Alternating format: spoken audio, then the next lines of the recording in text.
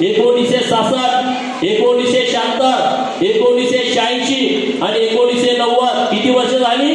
34 वर्ष केंद्रामध्ये काँग्रेसचं सरकार होतं. अनेक त्यांच्या जवळच्या कार्यकर्त्यांना, नेत्यांना, त्यांच्या जवळच्या लोकांना भारतरत्न दिला.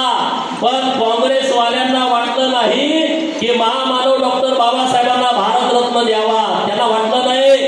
पण भारतीय जनता पार्टीच्या पाठिंब्यावरती केंद्रामध्ये व्हीपी सिंगांचं सरकार आलं आणि पहिल्यांदा डॉक्टर बाबासाहेब आंबेडकर साहेबांना भारतरत्न देण्याचा विषय केंद्रानं हातामध्ये घेतला आणि भारतरत्न घोषित केलं. मित्रांनो, म्हणजे किती दुजाभाव आहे समोर दिसतोय.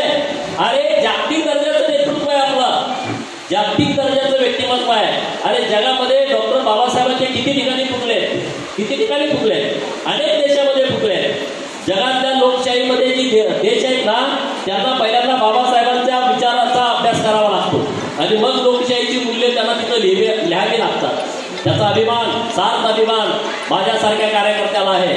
आणि त्यामुळं तुम्हालाही माझी विनंती आहे, जे जे लोक आपल्या विचारानं चालतायत त्यांच्याच बरोबर गेलं पाहिजे.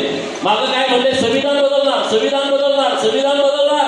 अरे कुणाचा बाप जन्मू शकत नाही चंद्र सूर्य असेपर्यंत संविधान बदलू शकत नाही. परंतु मतासाठी तुम्ही त्या खालच्या लेवलला जाता, मतासाठी तुम्ही त्या खालच्या लेवलला जाता, हातामध्ये संविधानाचं पुस्तक घेता आणि लोकांना खोटं सांगता. अरे संविधान कुणी बदलू शकत नाही. मोदी साहेब केंद्रामध्ये सत्तेमध्ये आल्यानंतर संविधानाचं दर्शन घेऊन शपथविधीला गेले. आपण सगळ्यांनी टीव्हीवरती बघितलं. मला अभिमान या गोष्टीचा आहे. माझ्या सरकारनं, महाराष्ट्र सरकारनं 434 ठिकाणी, किती 434 ठिकाणी जिथं महाराष्ट्रामध्ये ITI कॉलेज आहे, या कॉलेजच्या प्रांगणामध्ये संविधान मंदिरं बांधलेली आहे. कळलं का नाही तुम्हाला? कळलं नाही? कळलं तुम्हाला? जगमध्ये पण आपलं ITI कॉलेज आहे ना, त्या कॉलेजमध्ये संविधान मंदिर बांधलं. असं 434 संविधान मंदिर आपल्या सरकारनं बांधले. हे आपल्या पोरांना सांगा.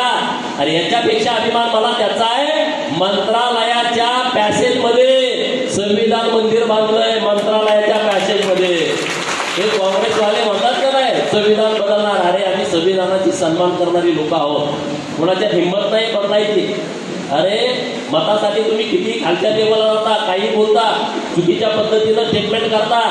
आणि त्यामुळं तुम्हाला माझी विनंती आहे की रिपब्लिकन पार्टी ऑफ इंडियाचा कार्यकर्ता, तुमचं कुठलंही काम असलं मला सांगा.